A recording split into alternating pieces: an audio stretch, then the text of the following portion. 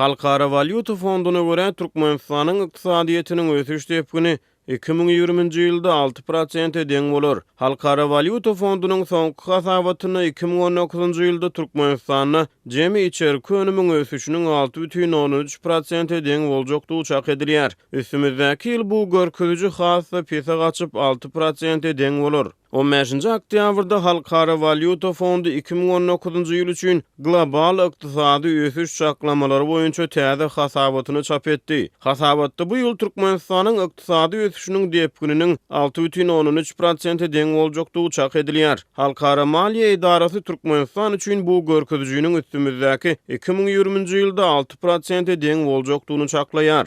Valyuta Fondunyň täze çap eden maglumatlaryna görä 2019-njy ýylda Türkmenistanyň ykdysadyýetine inflasiýanyň derejesiniň 13,13% ýetjekdigi çak edilýär. Şol bir wagtyň özüne 2020-njy ýylda ýurtda inflasiýanyň derejesiniň 13% deň bolmagyny garaşlýar. Deňeşdirmek üçin aýdylsa, Halkara Valyuta Fondunyň ozalky hasabatlaryna Türkmenistanyň jemi içerki önümiň ösüş tepkini 2011-nji ýylda 14,17% deň boldy. Bu garaşy Türkmenistanyň soňky 3-10 ýyllygyny Halkara Valyuta Fondu tarapyndan hasaba alynan eň ýokary ösüş tepkini 2011-nji ýylda energiýa serişçileriniň bütün dünýäde global gymmatlan wagtyna bir barel neftiň bahasynyň $113 ýeten wagtyna gawat gelipdi. Häzirki wagtda bir barel neftiň dünýä bazarlaryna bahasy $50 sähel ýokarydyr. 2011-nji ýyldan soň aradan geçen 8 ýylyň dowamyna Türkmenistanyň jemi içerki önümiň ösüş tepkini Halkara Valyuta Fondunyň maliýe hasabatlaryna görä her ýyl pesa gaçdy. Meselem 2014-nji ýylda 10,13% deň bolan ykdysady ösüş tepkini 2015-nji ýylda birden 6,15 götürme düşdi. 2015-nji ýylda Türkmenistanyň manadyň hümeti pesa gaçdy. Şol ýylyň 1-nji ýanwaryndan başlap Türkmenistanyň Merkezi Banky ondan ozal 2 manat 85 teňe diýip kesgitlenen $1 resmi bahasyny bir gecede 3,5 manada çykardy.